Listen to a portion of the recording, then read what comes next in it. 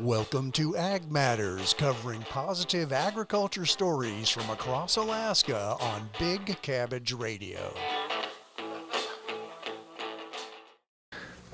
Hello, everybody. You're listening to Ag Matters. I'm your host, Ken Hoffman. I own a farm out in Palmer called Matsu Microgreens, where we grow vegetables year-round and sell them across the state.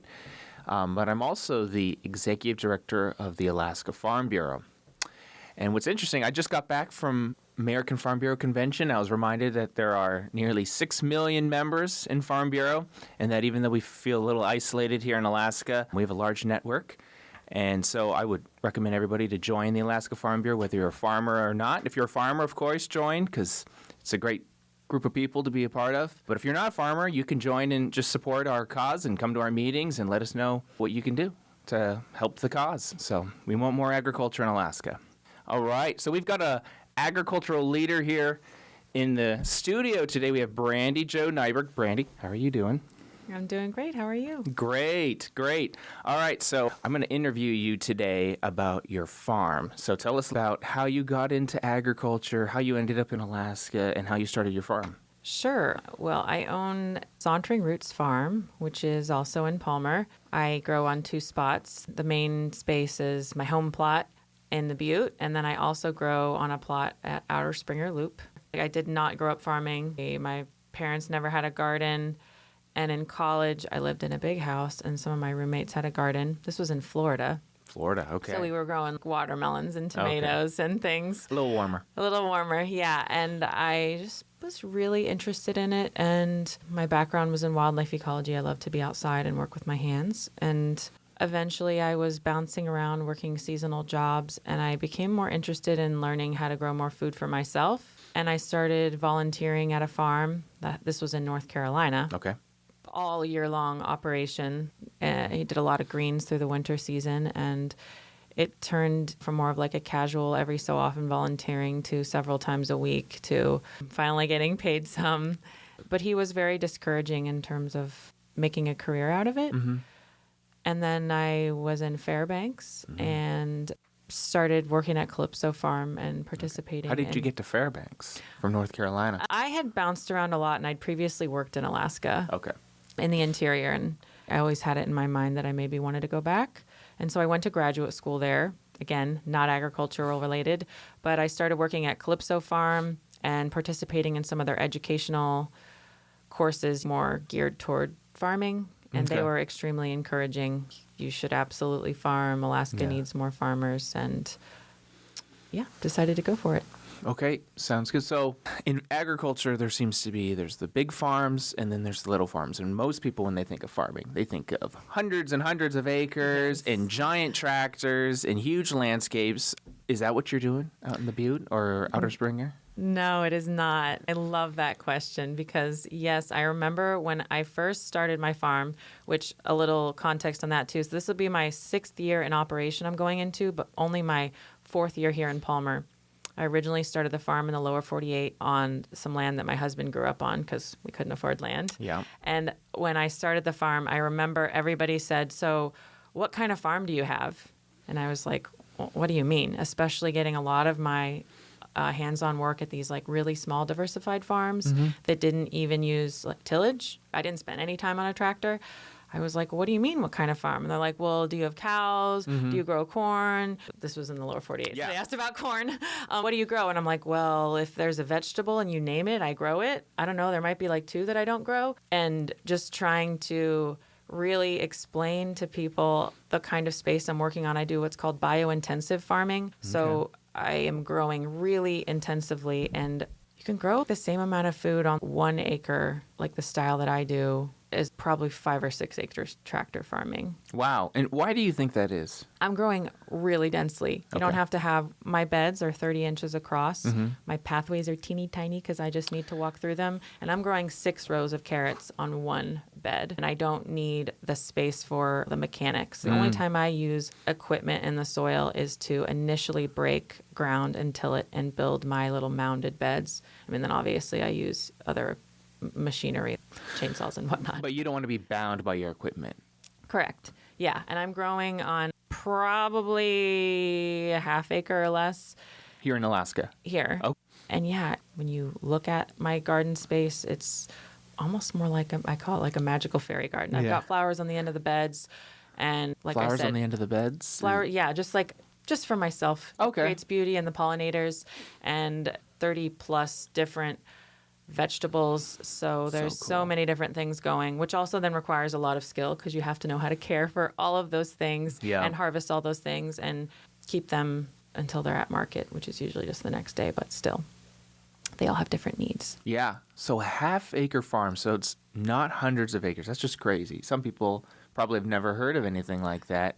And you're saying it's possible for a farmer to start a half-acre farm and kind of make a living off of it? Oh, absolutely. I would say with market farming, as some people call it, as you know, you work with a small space and are very profitable, I know. Really, you can gross about $100,000 on an acre if you're doing things well. You're not going to start at that, Yeah. especially if you start with a full acre and you're growing this intensively. Yeah. So time consuming. I have myself and I have a solid other staff person than usually another. But you can make a decent living because, again, you're growing in a way that is really tight-knit, really intensive, and you're not having the same financial inputs. You don't need as much money for land. You don't need to spend, I don't know how much a big tractor costs, but it's yeah.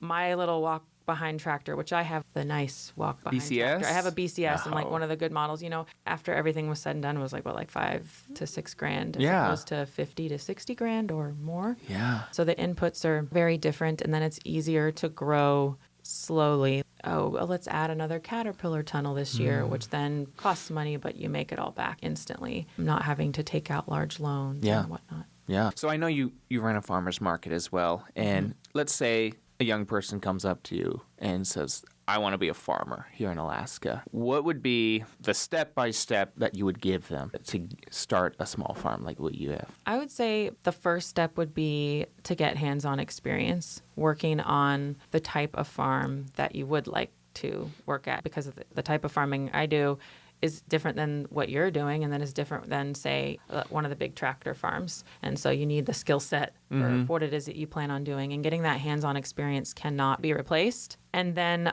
land can be really expensive and very hard to get, especially with good soil, especially if you're working with a farmhand wage. So getting in touch with Alaska Farmland Trust has a Farm Link program, and through a program like that, it's really hard to find 50 acres and everything you need and be able to live there. Yeah. But it's actually a lot easier to find smaller pieces, and there's Rabarchik Farm. There's other ways of finding land to farm on to test the waters as opposed to just purchasing land. So, What do you think the minimal plot that you should start off with? I don't think anything would be too small to start off with. When I first started, I think I started with a 1/4 acre, and I didn't have any employees, and I ran myself into the ground. And, that's such a small piece of land. You could start smaller and really just test a couple things, see how it works out, and then just grow accordingly. And also thinking about if you're going to be doing this full time, that's one thing, versus are you still working a job and doing this on the side? Yeah. Because then you should be farming a lot less land. Yeah. If it's a side hustle, maybe start with 1/8 of an acre or something Yeah, like eighth that. of an acre. You can grow a lot of food on an eighth of an acre. And, a lot of people that live in subdivisions, they have 1/8 of an acre of lawn. Do you recommend them growing in their backyard? Oh, yeah, absolutely. It just depends on, there are some quote unquote subdivisions where all the soil wasn't scraped away to build the subdivision, but there are some that are. And in that case, you might need some raised beds instead of directly in the ground. Okay. So let's say this person has a full-time job. They want to start farming. They have a little 1/8 of an acre plot. How do you turn ground into these raised beds or bio-intensive beds that you're talking about? Sure. I do a little bit of a long process just with planning ahead. I use silage tarps. So, for instance, the plot I grow on Outer Springer, it's historic farmland. It's had cattle on it for many years. So it's just a fertile pasture for more than 50 years. Yeah. That is deep rooted. You can't just take a tractor and till it up, or not, at least not my walk-behind tractor. So I actually put a silage tarp out, and I just let it sit on through the entire season. And what that does is it kills the grass and then starts to break down the organic matter, and all the life in the soil really love it because they've got all that stuff to eat. And then either that fall till it or till it in the spring. And that first tillage out on those pasture lands, I pay someone with a big tractor to come and do one initial tillage. Okay. And then I take my walk-behind tractor BCS and break it up one more time. And I use something called a rotary plow to take the soil out of the path and mound it up on the bed. Again, I have these 30-inch beds. But then at my house and other areas, I've done the silage tarp straight to my BCS. Again, it's just like I pay someone with a big tractor because that root matter is just been there for maybe 100 years. I don't know. You know. Okay, because I've heard some farmers say that tillage is just bad, never till. But you're saying an initial tillage is sometimes necessary to break it up? Yeah, and it depends on what you're starting with. I have done plots where I didn't use tillage initially, but that a lot of people in the lower 48 will put down something like cardboard they get from a recycling center and pile it with compost. Well, that's in places where they have like abundant, cheap compost. Our compost here is what, like $130 a yard?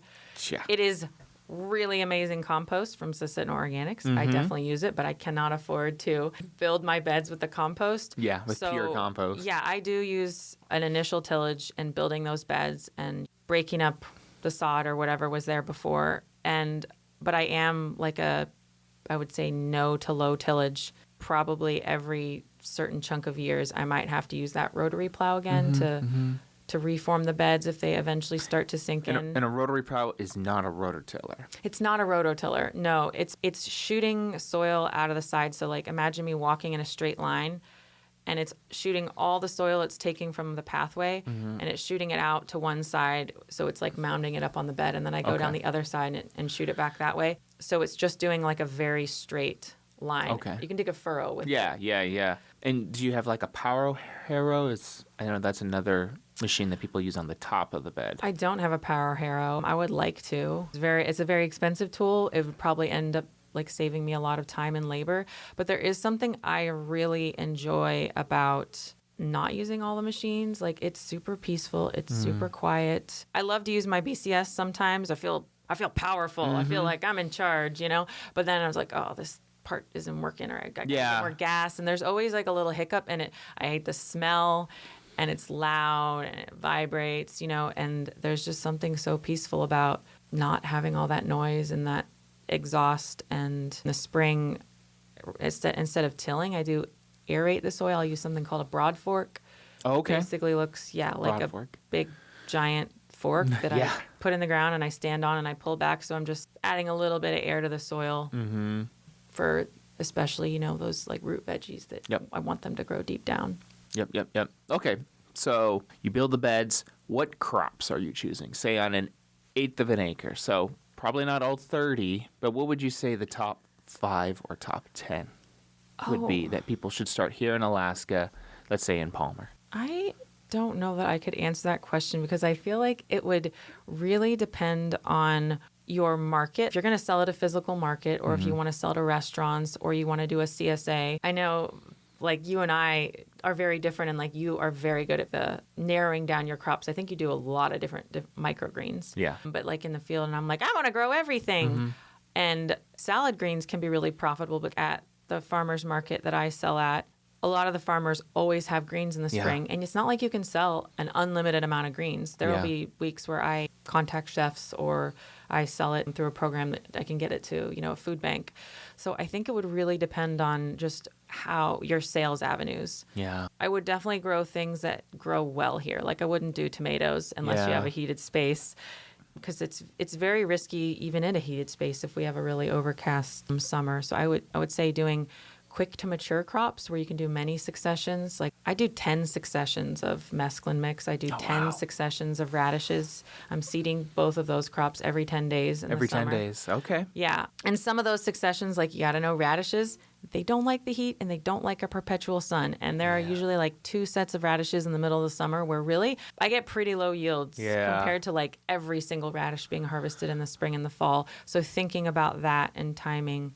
How do you, because I know with radishes and turnips, those root maggots are a major problem. How do you fight those? I mean, there's always going to be loss, and I account for that in my crop planning. You know, I think when I'm crop planning and ordering seeds, I'm into my spreadsheets and stuff. I add in like a 20% so that I'm planting 20% extra. I'm ordering 20% extra seeds to account for loss of whatever kind. And then I use something called Protect Net. It's like a floating row cover, but it's much more expensive, but much more durable and long-lived. Like I have Protect Net that will be going into its 6th season and it's still in excellent condition, but it also allows for more airflow than the row cover, and it doesn't keep them out because sometimes they're already in the soil, but crop rotation is a big part of that. If you just grew radishes in one spot, do not want to grow radishes in that spot again.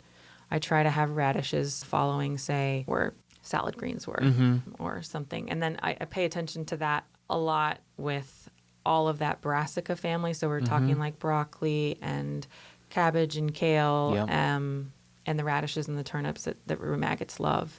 They also love the onion family, as you may know. So I really think about those crops when I'm doing my crop planning in the winter, thinking about. So rotational planning. Okay. Okay.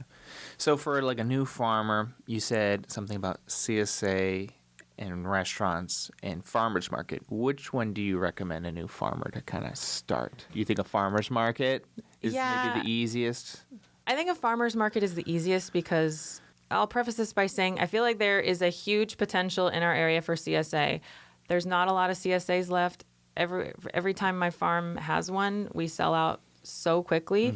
But a CSA is a very high pressure, especially for your first year. I have made that mistake my first year as a farmer. I offered a CSA. People pay you in the winter, and you have already promised them vegetables, and they need a diversity that you don't need at the farmer's market. And if you have a CSA, I've done one, like let's say 25 members, and I have 23 heads of cauliflower that are ready. It's really stressful. But if I bring 23 heads of cauliflower to the farmer's market, it doesn't matter. I can bring as many as I want.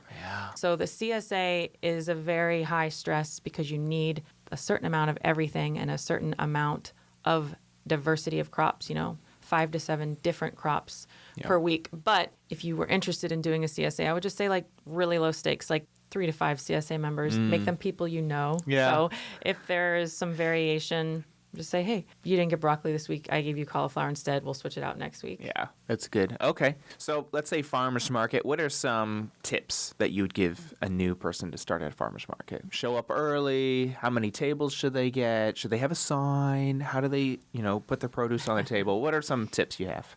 I'm guessing you're asking me that because my farmer's market display is nice. Really good. Yeah. I put a lot of time and effort into my display. It's like one of my ways of artistic expression in the summer. Yep. And it's, again, personal preference. There's this, aesthetic of like, natural colors and burlap, which I do some of, but I have like these really bright tablecloths. They don't match each other, but there's a lot of color. My sign is really bright. It's, a picture of radishes in the back with my logo on the front. And then it's just about, I'm very meticulous about having clean vegetables so everything looks nice. I don't want people to be like, I'm going to take my carrots home and wash them. I want them to be like, these carrots are so sparkling clean, I'm going to eat them right now. And then I'm going to have to go buy another bunch before I leave the market because they're already gone. And then you want to pile it high and watch it fly. That's what they say. You just really have to think about, you always want signage, you always want tablecloths, you always want everything to look abundant because if it looks sparse, then people have a tendency to just walk by. Okay. Well, thank you so much, Brandy Jo. Where can people follow your farm, and if you have a website or anything like that? Sure, I do have not all the things, many of the things. Sauntering Roots Farm. You can find us on Facebook and on Instagram. And we have a website, saunteringRootsFarm.com. My CSA that I'm doing this year is pretty close, so it's only going to be open to past CSA members. That will change in the future. Just building some new infrastructure. So, and then you can find me at the Matanuska Community Farmers Market every Wednesday, starting mid-June through the end of October. Okay. Well, thank you so much for coming on. That was an excellent interview. I learned a lot, and I've been market gardening for a couple of years now, and you taught me a couple of things. So that's awesome. Thanks, Ken. It's always great to talk to you. Thank you. All right. Well, thank you everybody for listening to Ag Matters. Bye-bye. You've been listening to Ag Matters, covering positive agriculture stories from across Alaska. Ag Matters is a production of Radio Free Palmer, recorded at our studios in Palmer, Alaska. For more information about this program, email manager@radiofreepalmer.org.